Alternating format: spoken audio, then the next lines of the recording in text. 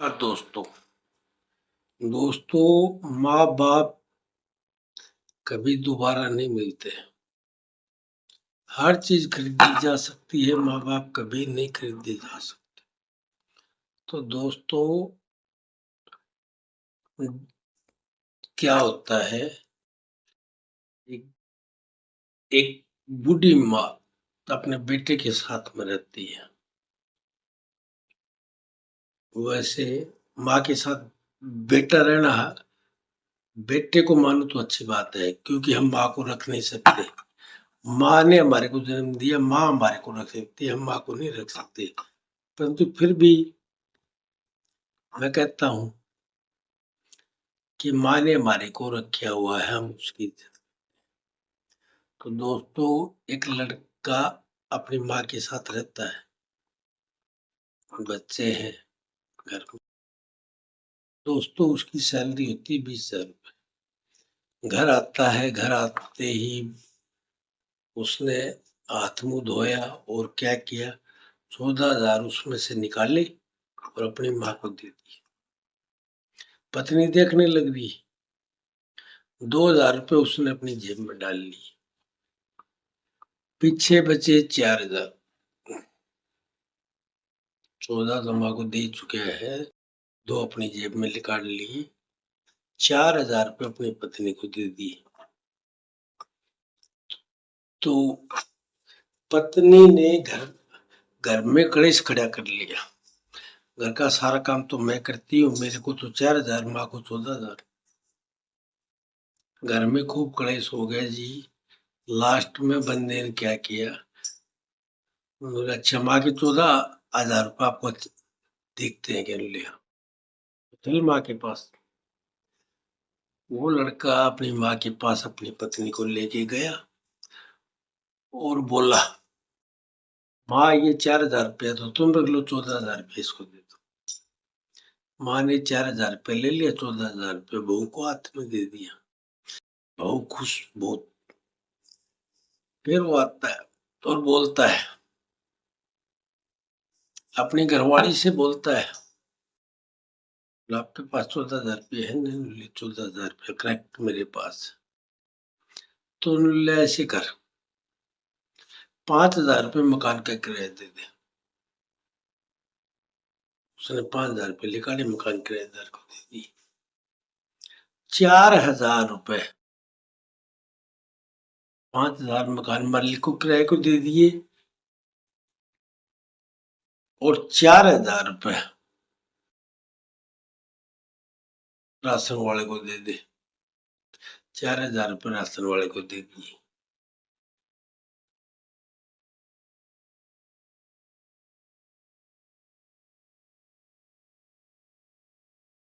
₹4,000 ration वाले किराए वाले को दे दिए और ऐसे कर 1,000 का बिजली का बिल भरते।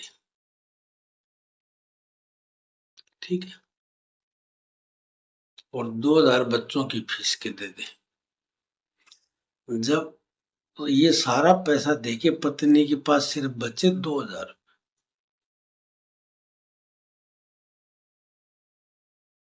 2,000 रुपये पत्नी के पास बचे, 2,000 रुपये पत्नी, 2,000 रुपये में घर खर्च। पत्नी का तो दिमाग खराब हो गया। 14,000 में 5,000 तो दे दिए मकान मालिक को, 4,000 राशन वाले को, 1,000 बिजली का बिल भर दिया, 2,000 बच्चों की फीस, पीछे बचे 2,000 रुपये। तो पत्नी तो दिमाग खराब हो गया, बोली माँ कैसे मेजरमेंट करती है ये, इससे अच्छा तो 14,000 माँ को देते हैं, तो माँ कैसे मेजरमेंट करती है। फिर लड़का कहता है अपनी घरवाली से,